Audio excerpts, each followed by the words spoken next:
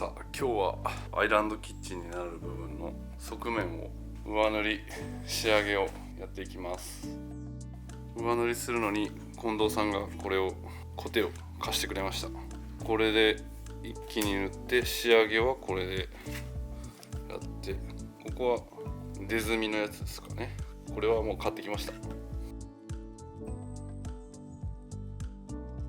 前回ここ下塗りしてこのメッシュを近藤さんが貼り付けてくれたんで、この上をきれいに上塗り仕上げやってみます。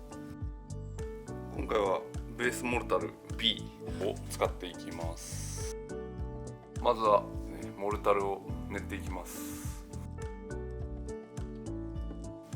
ちらっと映ってるかもしれないですけど、玄関ドアになるフレンチのアンティークのものを買いました。ネットで値下げした瞬間に買いました。結構かっこいいので気に入ってます。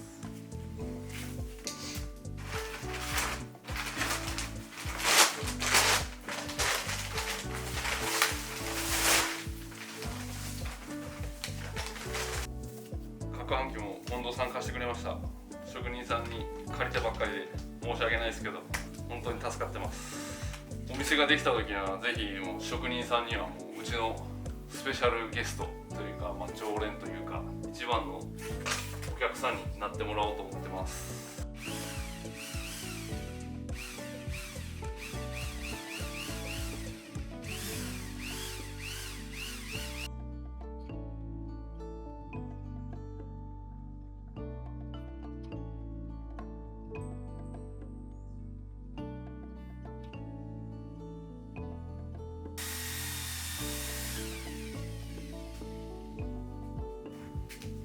近藤さんもこういうハケを使ってきれいに塗った後とかはみ出たとこ掃除してたんで、僕も真似してやってみます。あとこういう攪拌機を使った後もなるべくすぐにこう落として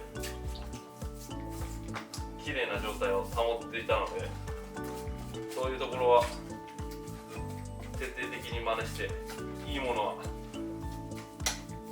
やっていこうと思ってます。素人だとそこまで頭が回らないですからね。プロと一緒に仕事するとすごくわかります。これで置いといてちょっと休まして、それから塗ろうと思います。その間にさっとハイフレックス接着剤を塗ろうと思います。今ちょっと休ませて後でもう一回混ぜます。その間にハイフレックスを塗っていきます。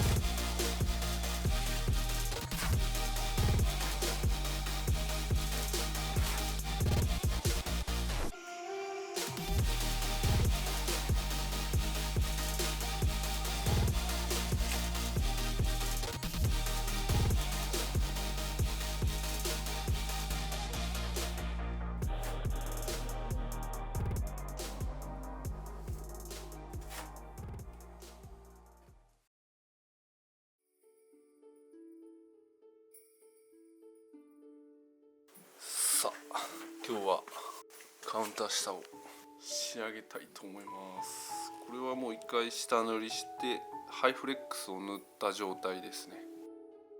仕上げします。